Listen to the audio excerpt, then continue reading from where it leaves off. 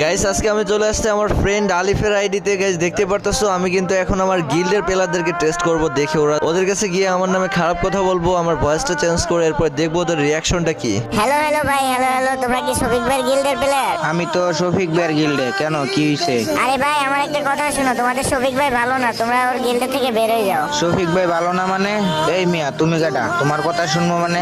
আরে হালার সাথে এত কথা বলে লাভ আছে? ওরে কিক মারো। যে আমার শফিক ভাইয়ের নামে খারাপ কথা বলবে তারা আমরা গ্রুপে রাখবো না।